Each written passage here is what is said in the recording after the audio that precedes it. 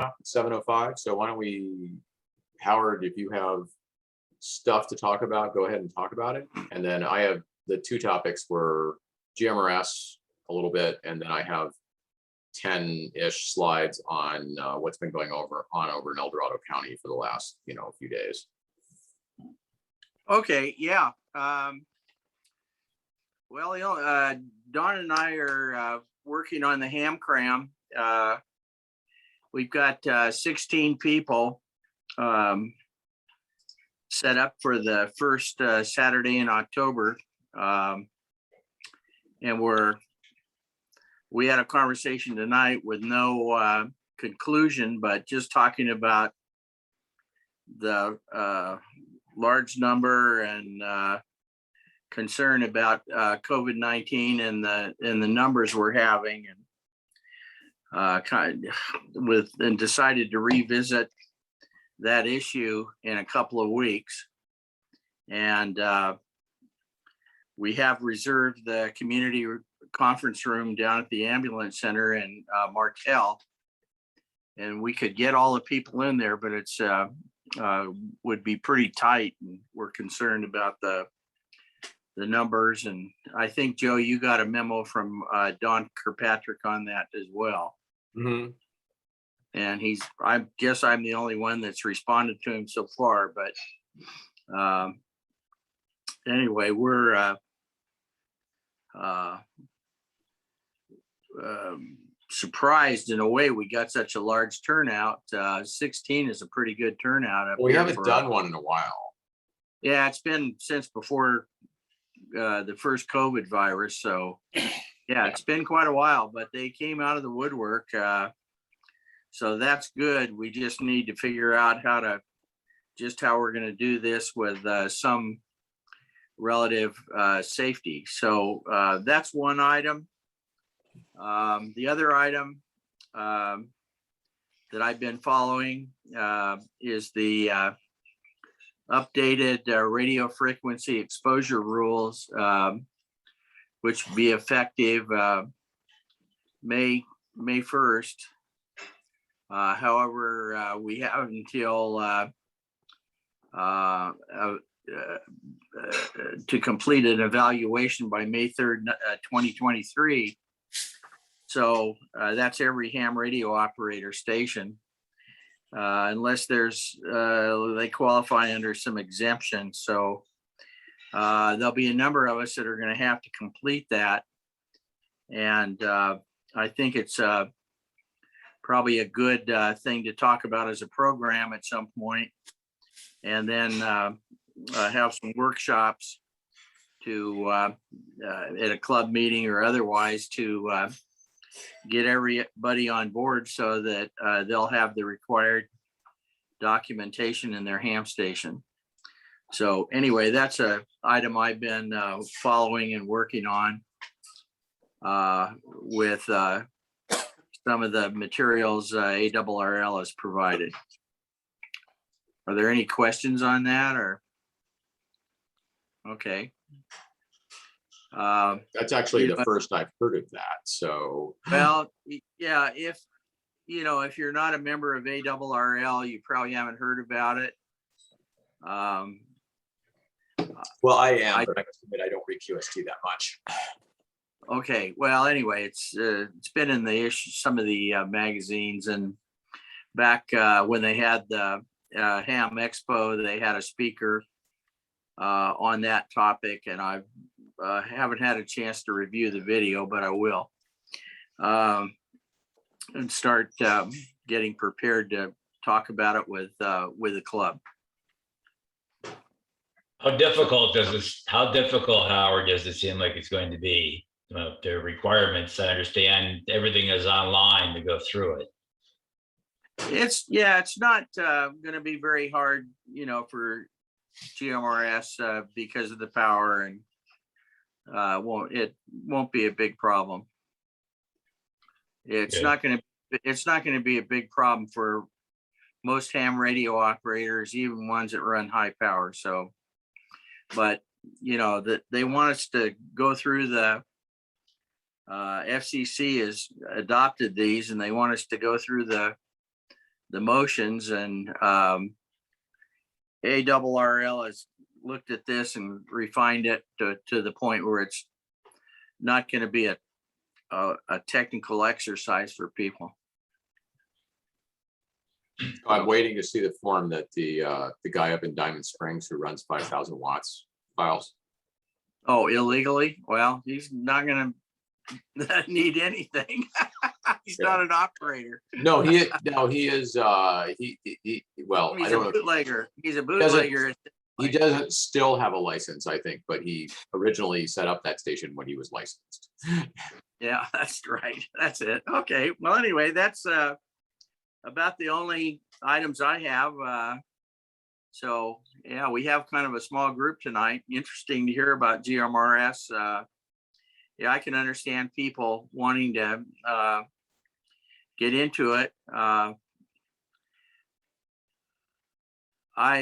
have a few things to say about GMRS that I was going to ask Bob to say. I'll just make a general comment that I have. I would prefer that they do a ham cram and get a license, but you know, maybe for some people that's just not going to be realistic. Probably isn't, but that's still my preference. And it might be, as you mentioned, one of you mentioned, it might be a gateway for people that are a little more technically minded. Maybe they've had some experience with a friend that's a ham where they can move into ham radio from GRMS. Yeah, actually, GRMS, they're required to get a license. There's no testing involved, but they do have to file with the FCC for a license. Yeah, I'm aware of that. Yeah, I'm aware of that. So yeah, it's probably it could be a good thing for neighborhoods in some instances to do that. Yeah. So a little status on that. I'll do this first, and then we'll talk about Caldor a little bit after this. I don't have a presentation about GMRS. There are lots of presentations about GMRS. If you want a presentation about GMRS, believe me, we can come up with one. Alan, who's actually online there, has written 3 or 4 pretty good presentations on like why this is a good thing, and also kind of on how it actually works part of the world there. But we have 2 organizations. Well, we have 2 groups now officially as of last week. We have 2 groups that are officially interested in doing GMRS in Amador County. One of them actually is doing it right now, which is the Fiddletown Radio Group. They have a Fiddletown Neighborhood Radio, FNRW. The template we're using it's some name Neighborhood Radio Watch, which I believe is the same template they use in El Dorado County. So Fiddletown Network Radio Watch, and then this one will be Lockwood Network Radio Watch, which is here. So Fiddletown actually has a repeater. It's at the site of Steve Allred's. Steve Allred owns the repeater and has set it up at the site of the K6SF repeater. It covers most of Fiddletown reasonably well. There are some areas of Fiddletown that are not covered by that repeater that well. And they might actually put up a second one to cover some extended areas of Fiddletown, because Fiddletown has a bit of a difficult geography to cover with a single site. So there may be a second Fiddletown repeater. But anyway, so they've scoped out the location for the second Fiddletown repeater. That's good. So we've identified a site, and we've identified an owner at that site who is willing to put up the facilities to put the repeater in. But that's kind of in the future. Right now, they're using the one repeater they have at Allred's site, which we call the Red Mule repeater because it's on Red Mule Road. Probably almost 50 radios of this type have been distributed now. This is the Kenwood TK350. I have programmed all of them with the group for El Dorado County that actually programs these radios. So I have all the software and everything to program these radios now. Can they be programmed for amateur use on 2 meters? I believe not. I believe the radio uses a split that does not actually cover. It's first of all, GMRS is near UHF, right? And so but the split on this radio does not cover the amateur bands. By mistake, I bought one of these that has the split that covers the amateur band. But that one will not do GMRS. So I have one I can't use, basically. But they're commercial radios. They come out of services, but they come out of service with public service agencies. The big reason those radios are being taken out of service is because they do not do narrowband. And public service agencies must do narrowband within a certain amount of time. There's a deadline. And so they're selling off their old radios and buying new ones. And we're getting so one of these radios programmed and everything is like $75. And so that's the entry point for someone. That's the entry point for someone getting on a neighborhood radio watch. There's also a mobile radio that's available in smaller numbers, and there's a smaller number of people who have those installed, but that means, installing an antenna and running coax and, a bunch of stuff. Whereas this means you pick up the radio and start using it, right? Well, those could be installed in a vehicle though, anyway. Yes, they could be installed in vehicles and if there's one thing I'm not going to help people do, it's install radios in their vehicle. I'm much more willing to drill holes in the walls of somebody's house than I am to get inside a car and start trying to install a radio, because I hate doing that in my cars, and working in vehicles is just terrible. So I really hate this. So the other thing we have here is we have Bob here, who on my thing is right underneath me, and Bob is the net control. So they've done, what is it, 4 weeks now or 5 weeks? 5 weeks, yeah. 5 weeks. They've done a net check-in on Wednesdays at 7:30. At 7, yeah. Wednesdays at 7 on the Red Mule repeater. And you have, I don't know, 20-ish people who check in every week. Yeah, we've got the total of 44 people so far in the group. And on average, there's 20, 21, 22 each net. So it's been pretty successful. Those TK380s, there's different versions of that. I think that's the version 1 that'll do GMS. The version 2 and version 3 won't go up that high. So when people buy those things, they have to be aware of that. Yeah, you have to be careful. Be very careful the words you use to describe the radio, because there's type 1, 2, and 3, and there's version 1 and 2, and maybe there's version 3 as well. I don't know. The version refers to the firmware in the radio. The type refers to the actual band it will do, and they're actually different. So you can get like, for instance, you can buy this is a version 2 radio, but we also have version 1 radios that we bought that we've updated the firmware so that it works with version 2. So there's a bunch of technical crap about the radios. So I'm actually really happy with Steve Grigorich buying the radios. And then I go program them and bring them back and pay him for them and that sort of thing. But we may actually have to start doing that ourselves, especially as we have more of these. Steve probably doesn't have the bandwidth to do more of these groups, because every group is going to consume 40 or 50 radios, right? Pretty easily. Yeah, I found a source for those in Colorado. I don't have the name in front of me right now, but I did some research on it. And the guy in Colorado's got a bunch of them. And he refurbishes them, and he'll even put them in new cases for you and everything, and he guarantees everything. So, because I believe we were having a shortage of getting them. I know that the TK80s there's very few of those, the mobile units. Yeah, I have an 860 that I bought. Yeah. But so what I'd like to do actually is get a group of people who are interested in GMRS stuff and helping out with GMRS that are members of this club.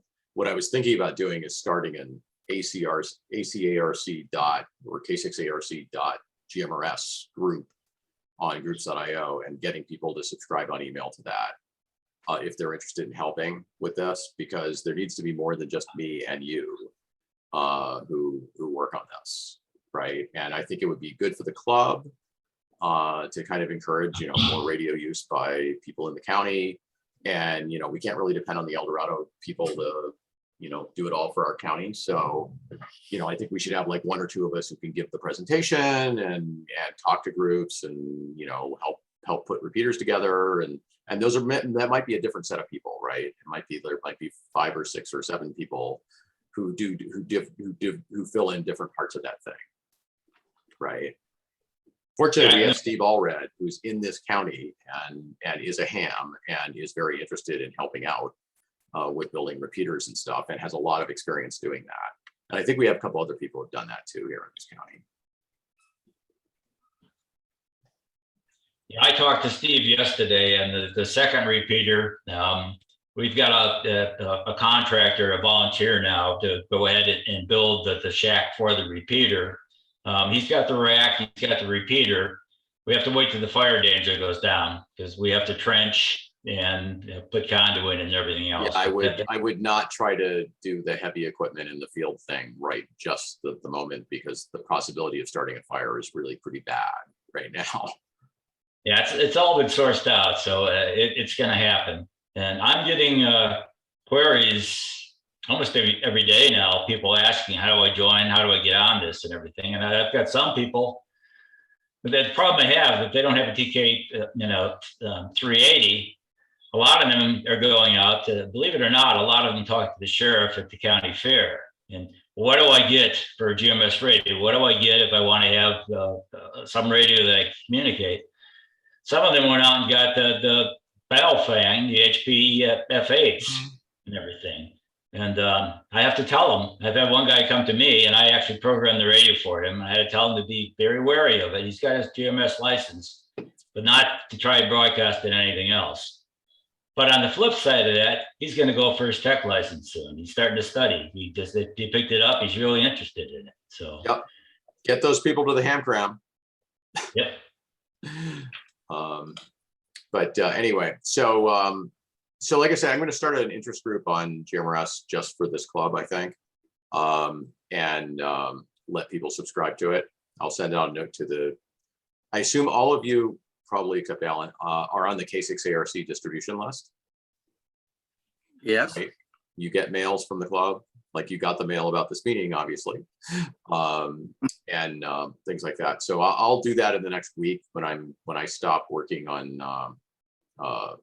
helping fish and chickens and dogs and cats, which I will talk about when we're ready for me to do that. So Howard, your meeting. My meeting. What do you want to have happen next? This is a board meeting. Are there any board activities that? Well, there aren't enough. I don't think there's enough board members here for this to be a board meeting. I think this is just. Well, yeah, it's a round table, but if there are items relating to the club, other items, we could talk about them. Okay, anyone? There it is. Okay, not hearing anything. Robert, do you have anything? Club-wise? There's still a lack of synchronization between the Excel spreadsheet membership roster and the email server list that Joe maintains. I noticed this evening that Don Hatton did not receive the email that Joe sent out, and I think the other new member is on there and received Joe's email. But at any rate, Joe and I touched on maybe handing that over to me, and we just haven't gotten to it here. What with the fires and what have you. I still need to send Joe an email. He requested that I do that. Yeah, so this is a side effect of not having a club secretary right now. It is, and our president said he would serve as secretary, but that's not really fair to him, and we need to. And the other thing is he can't do that during fire season because he's deployed. Right. He is in Cameron Park, like right now. Right now. He sent me an email saying if I was done over at Union Mine to come down to Cameron Park and see the shelter they're doing, but I didn't get to do it today because I had a bunch of other stuff I had to do this afternoon. Well, anyway, that's something we need to work on as club secretary, and I do agree with you and Robert that logically the list server belongs with Robert, and he should be distributing that to net Yes, controls. I and- am completely willing to set him up on, oh, look, Oh, it's another cat. If you, the rule of Zoom, if a cat appears in the screen, everybody looks at the cat.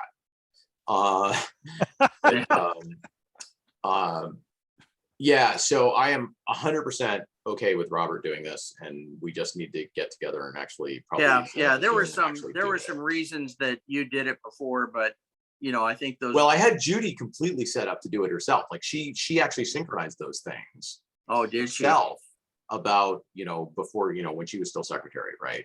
Right. So it was in Mhm. sync there for about 6 months while she was secretary. And Oh, then, I and then it wasn't went to aware. Carrie, and Carrie did a few things, and then Carrie disappeared. So. Right, he did.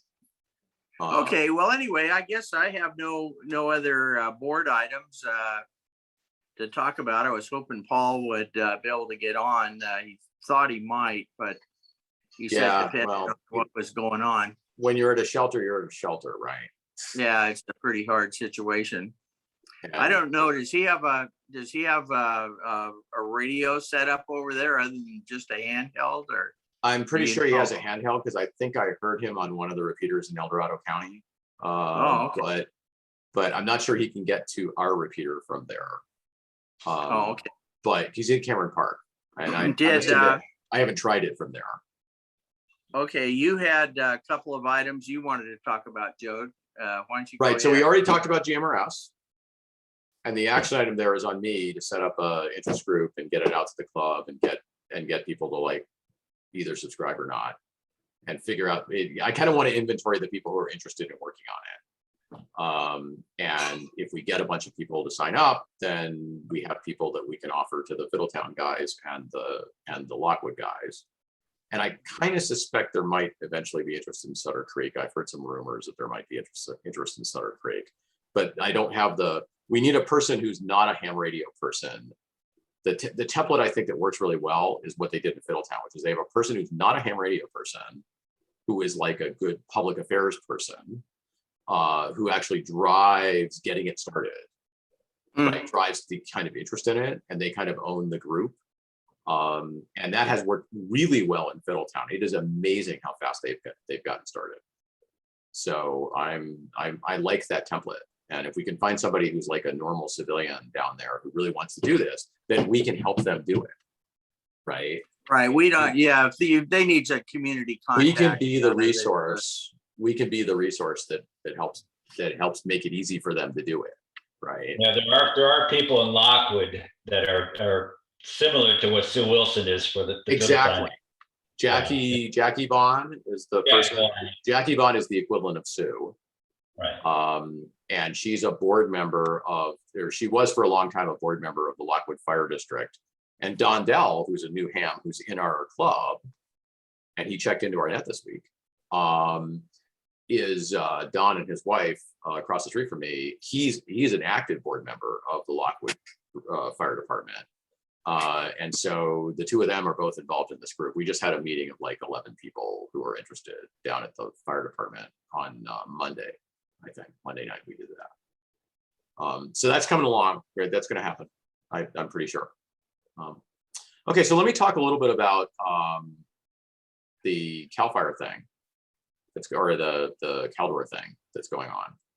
I have a few slides on what I've been doing for the last like 3 days, and what the El Dorado Club has been doing for probably a week and a half now.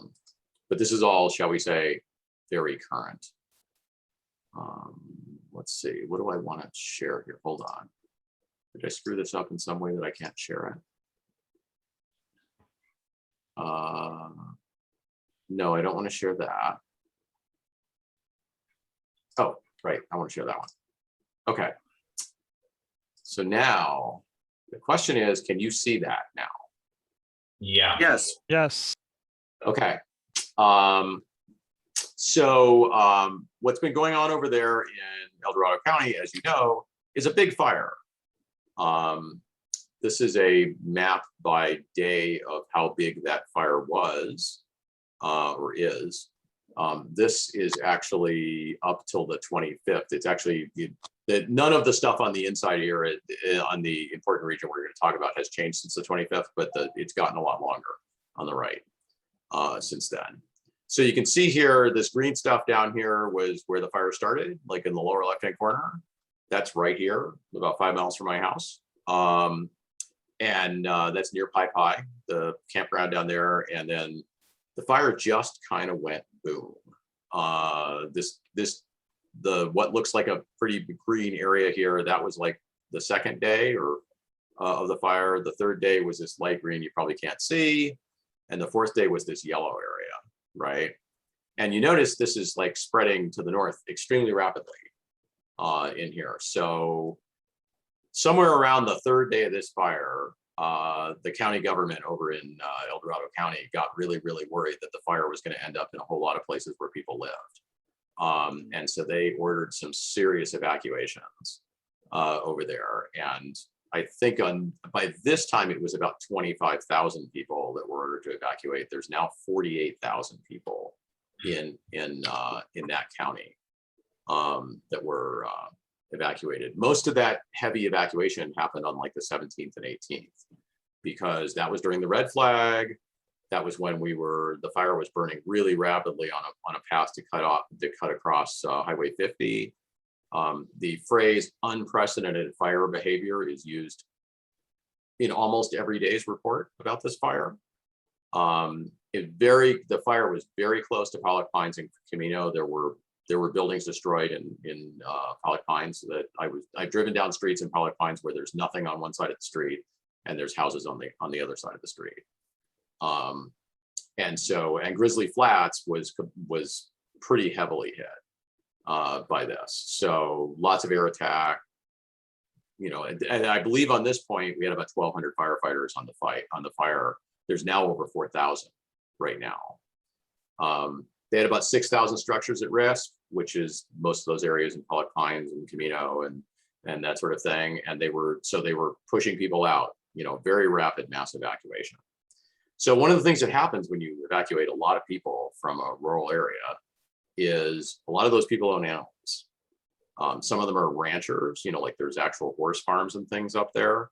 And so they have like lots of horses that need to get moved out. So big animals, but there's also tons and tons of small animals. The Amador County Fairgrounds became the main large animal site.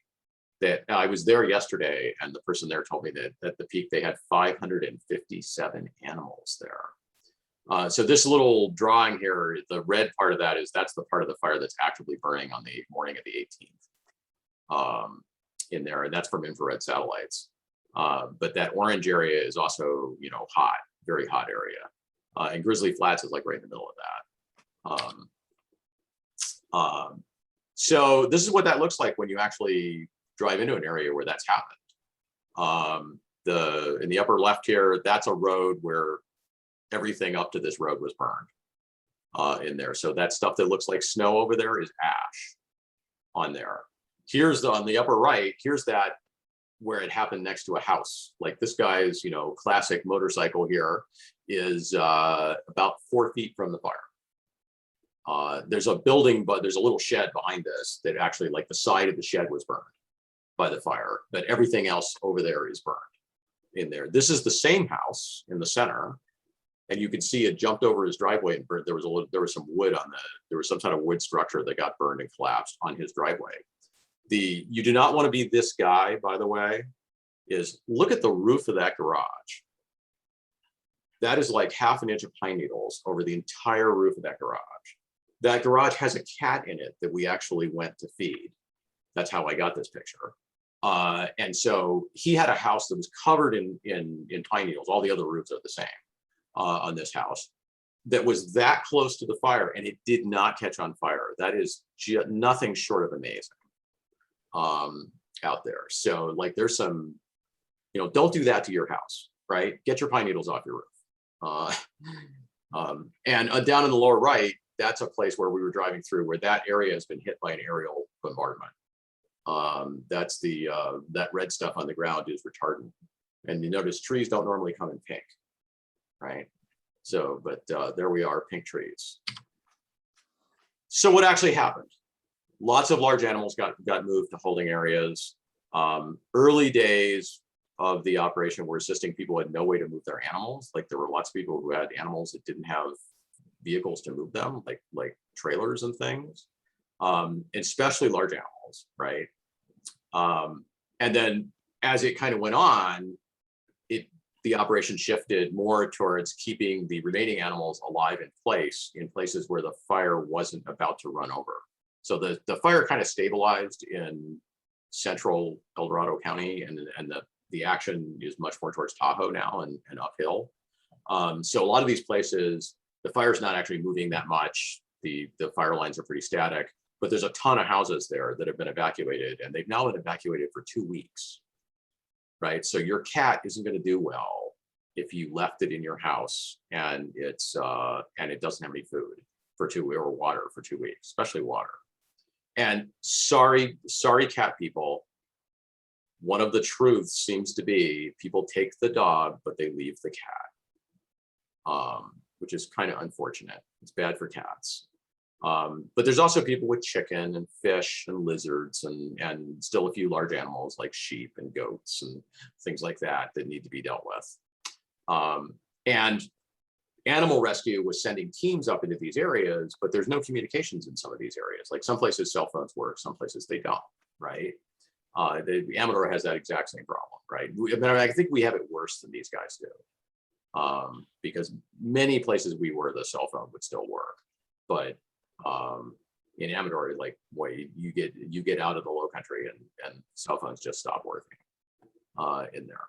So a lot of teams were going into areas where there weren't any people. There were a few teams going into hot zones, but most teams were not going into hot zones, actually. Often no cell service. So what happened? The El Dorado Amateur Radio Club kind of took this as an opportunity. I think actually Alan and Bob were kind of drivers of this. And Alan's right here. Around Saturday, the 21st, I saw the first discussion on email about a possible operation to help out animal control with this. The Thursday, the August 26th, I believe it was the first time I saw a mail that said there was actually a request to provide operators to them to ride with their teams. And 2 days later, it actually started happening. They actually had to move their headquarters, their operations center, because the fire got too close to it. So they were actually told, we're closing this area, you need to move downhill. So they ended up down at Union Mine High School, which is where they are now. And I believe they actually moved at least once at Union Mine once they got there, because that's an operational high school. And so there's students and things there. So they need to actually, have us in some area where we're not interfering with them using the school, right? Sunday, August 29th, I believe there were operators on duty. That was the first full day I think they did it. And Alan, you could correct that if that's not right. But and then Wednesday, Thursday, and today were the days that I was personally involved in, and it's still going on. So what does this look like? The El Dorado Club has a trailer that's actually set up for Aries type operations. There's a really big portable antenna on the one end of that trailer. It's 50 feet high. It's just amazing. And then there's a bunch of radios, and there's also some computerized equipment to let you remote this trailer. I don't know if you did. Alan, do you know enough about this to actually say anything about the trailer? Oh, hang on, I had to run over here and unmute myself. I've seen the trailer a couple times. I don't know what the history of it is, or, how it was put together, who brought that, but it is a pretty sophisticated trailer. Yeah, so there are batteries down here to run this stuff off DC. There's also, like, these computers on here. There's actually a way to remote the stuff over the internet. So they have a remote console. They could put it somewhere else. They weren't doing that this time. We were basically using 2 repeaters the High Sierra repeater, which is 146805, and the club's repeater, which is AG6AU. That's the 14782, the 825 repeater, as they say over there. They were not, there was some talk about using GMRS, but the GMRS was actually not used in this operation, as far as I know. I certainly didn't use it when I was there. And so the main part of the control thing is they're the people who actually talk to all the teams in the field. You check in with them when you do your, when you enter a location or leave a location, because you kind of want to know where the teams are, because there might be a problem somewhere, right? And they also pass messages back and forth between the central control and the teams. The animal control people are in another trailer right behind this. And so there were a couple of times today when, like my team was contacted by somebody in animal control who needed to talk to us and couldn't get us on the phone. And so they'd run over to this radio room and do that. What does it look like in the field? So each team was 3 people. There was a lead animal control officer, usually another person who had animal experience, who was usually an animal control officer, but not always. Sometimes they were a volunteer.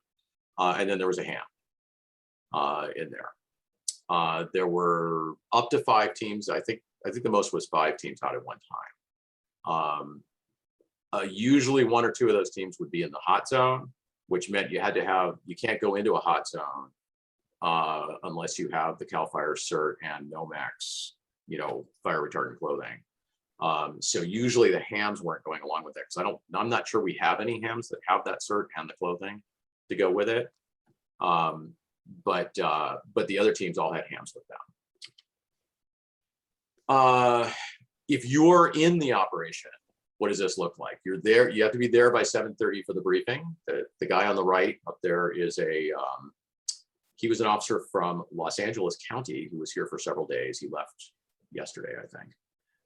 And he was replaced by another officer. But he was he was the incident commander for the whole thing. And so he would give the briefing in the morning, usually about the fire, what they were doing, if there was any fire operations that were likely to be places where we were going to be, and general safety, how to communicate, that sort of thing. And then what would happen is the little middle window there shows a bunch of tickets being worked on. What they do is they give you a pile of tickets to say, here's your 10 tickets for the morning. And what you do is you try to organize those, your team lead generally. There's actually an app, I can't remember the name of the app that they use for this, but what they do is your team lead will organize those so in sort of an efficient driving way, so that you're not doubling back all the time. Because there's a lot of north of 50, south of 50 going on. So you try to group your tickets so that you're being reasonably efficient. There's about 100 cases per day that are being dealt with. Your team would get 10 of them in the morning usually, and then 7 to 10 in the afternoon. By 8:30 you're on the road, usually back at the staging area for lunch. Before you leave, you have to gather what you need. So you look at all the animals you're supposed to go. The ticket will say there's 2 cats and a dog and a goat or whatever at this location. And so you have to gather all the food you need to take with you in the truck, and then you head out and go visit some animals. And usually they want you to be done by 6 o'clock because the people who do the paperwork have to do all the paperwork at the end of the day to see where they are on tickets so that they can make the tickets up for the next day. They don't want to be there till 11 o'clock. So then you get to go meet some animals. These were all pictures I took. There were a lot of other people who took pictures up there. On the left, we have some chickens that we evacuated right there. We were at a horse farm in the middle here, and actually that orange card that she's filling out there is the card that Animal Services leaves on a building to say, we were here, we did this, we fed your cat, or whatever it is we did. There's a cat in the middle that we fed. You've seen that cat before if you were an early bird to this meeting. That cat was very happy because it hadn't been fed since the 19th when we fed it yesterday, I think. And up on the right there, there's some chickens in a coop. That's actually pretty common. A lot of people keep chickens, and a lot of people left their chickens because you can't check into a hotel with 16 chickens. They really take a dim view of that. So people leave their chickens, and the chickens need to be fed and watered, and you need to take the eggs out of the chicken coop because otherwise the eggs will rot and the chickens will eat them and they'll get sick. I didn't know that. Now I know that. And one of the things as an amateur radio operator, what do, right? You're the guy who calls in when the team gets to a location and when you leave and where you're going, and that sort of thing. And you write all that down on an ICS 214, which is the form they like to use. You learn ICS forms, they're important. All of these public service agencies use them. So you should kind of know at least kind of what you should be doing. Here, this is one that I was mostly through filling out, and it basically is, while you're in the vehicle, I would basically timestamp everything we did. You know, we'd leave here, we'd go there, we'd leave here, we'd go there. If we did anything really different, I would put that on here, like seize an animal or evacuate animals. I'd put that on here. But more or less, it's just keeping track of the timeline of what you're doing. And the rest of your team will refer to this. Like when they do their paperwork, they'll want to take a picture of your paperwork because they have to file one of these too, and they have to put, you know, the addresses and dates and things like that on their form. So you can be a friend to your team by writing neatly so that they can actually use your form to do this. And what do we learn? You know, kind of like conclusions here. This started kind of ad hoc, right? You know, there was a little negotiation phase of like, what are we going to do and that sort of thing. I wasn't involved in that, but other people in the club were to do this. But, you know, if we need to, we can pull something together pretty quickly. Like there was mail over that weekend and I remember sending a note in saying, hey, I could help if you need it. And a bunch of other people did that. So there was like 15 people who said, you know, yeah, I could help do this if we need to do this. The ham communication is really useful, right? We used it to deconflict teams. We used it to, you know, there was a team that went missing for a while. So we ended up, you know, using another team to search for them. You know, that sort of thing. And also to pass back questions. Like when we had to pick up the chickens, there was a lot of conversation about what we're going to do with the chickens and where we're going to send them and all that kind of stuff. And we did some of that over the radio. If you're working with a team, you need to kind of develop a rhythm with your team. It kind of happens naturally if you're paying attention, right? It's like you get to the point where you get to be way more efficient. The interesting thing about this thing is you're on a different team every day, pretty much. As a communicator. So you have to, you know, get along with your lead animal control officer, you know, the team lead. And it's a new one every day. So it's kind of a little challenge, you know, use your skills to interact with other humans. And another thing that's really important for the ham is you're the person who's not actually dealing with animals most of the time.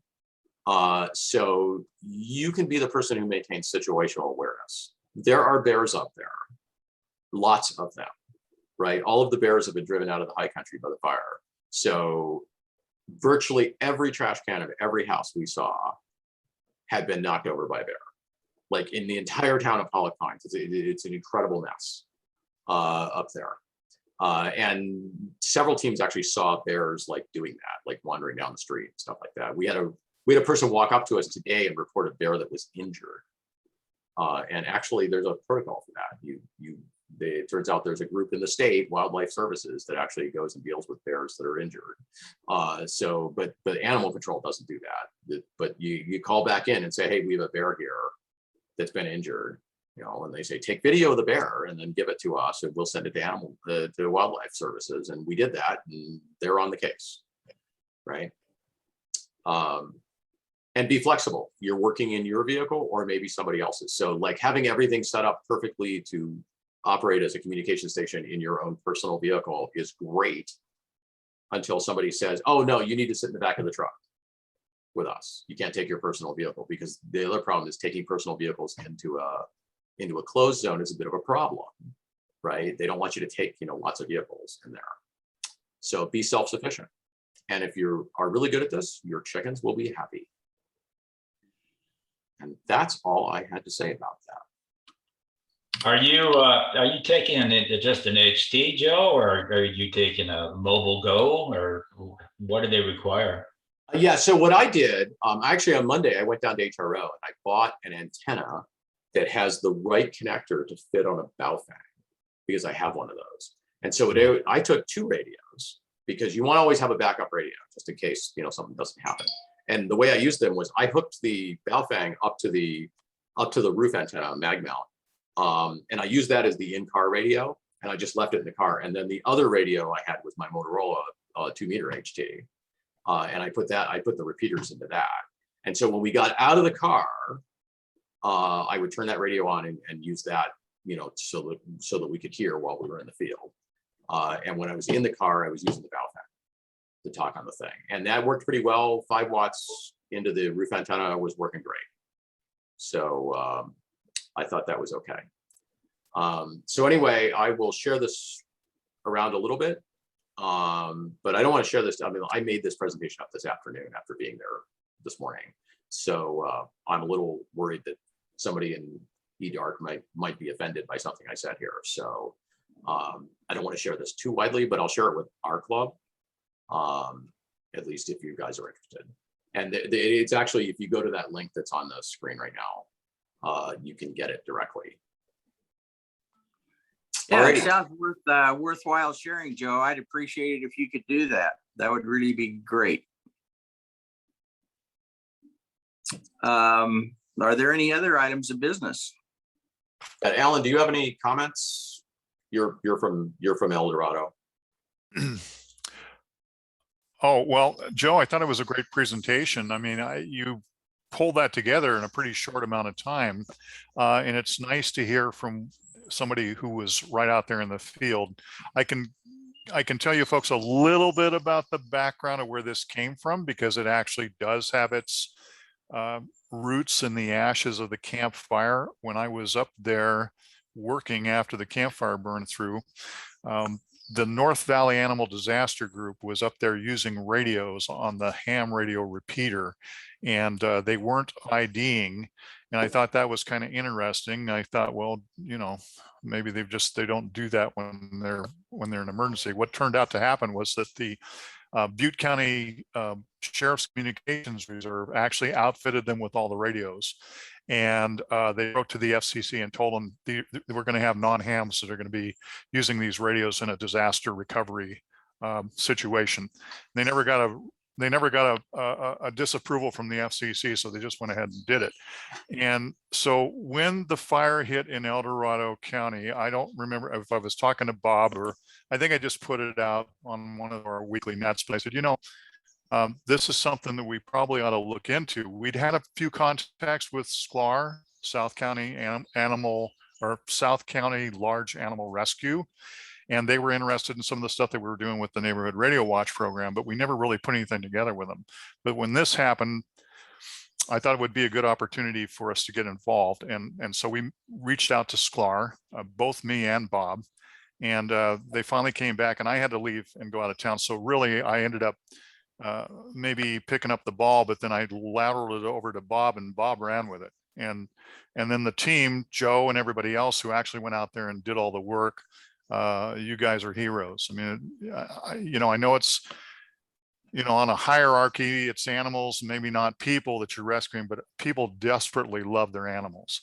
And so, people were just frantic for somebody to go out there and check on their pets and their livestock to make sure everything was okay. So it really took off, and it's been a great thing. A lot of positive buzz on social media about it this last week.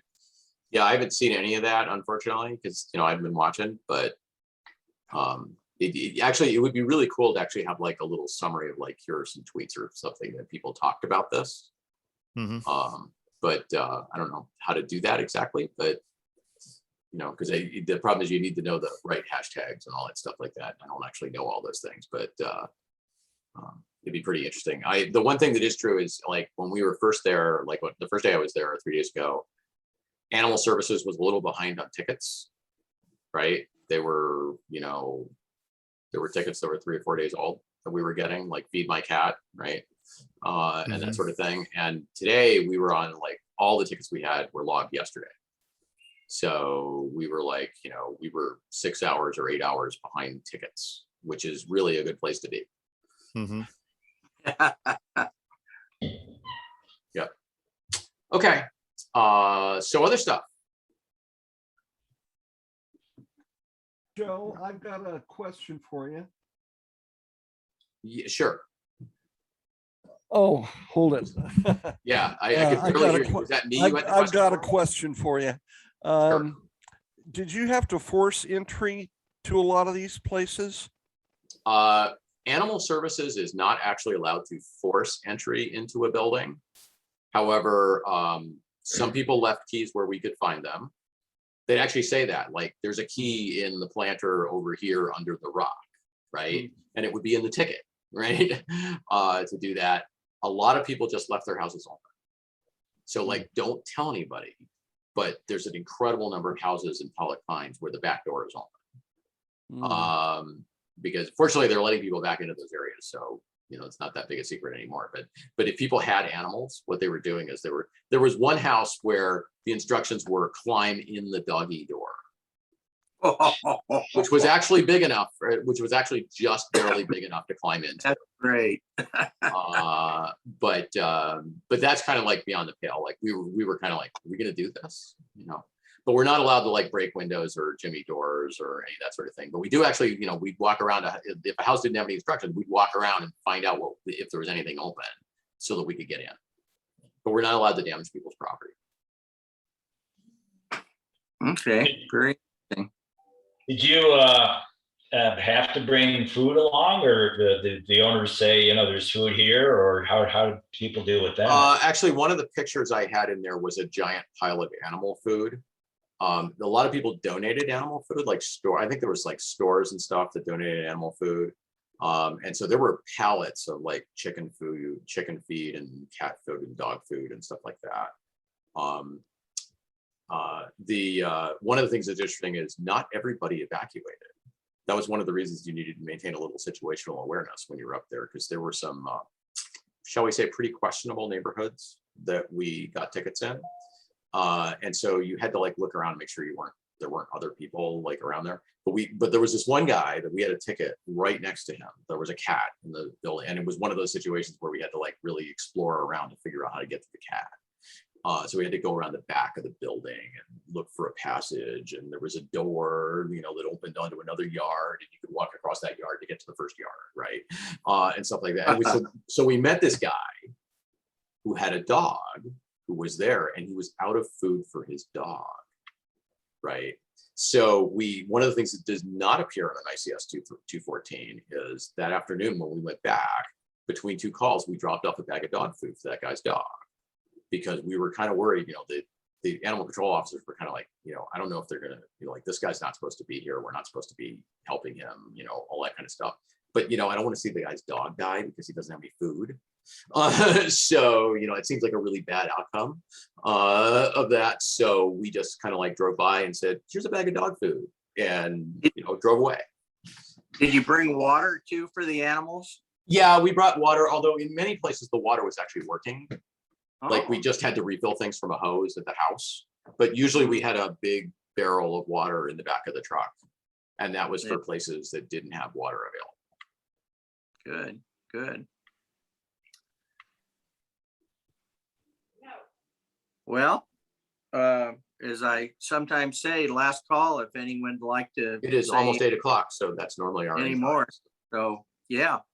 So thank everybody for coming up tonight. We didn't get the notice out too early. We probably could have got more members. A lot of people are involved with something related to the fire, you know, getting ready. There's a bunch of people who are actually deployed with Red Cross or whatever. And Red Cross, and yeah, there've been a lot of things, and also Cal Fire as well. So we have one amateur here in the community that's been well, actually two that are PIOs for the fire.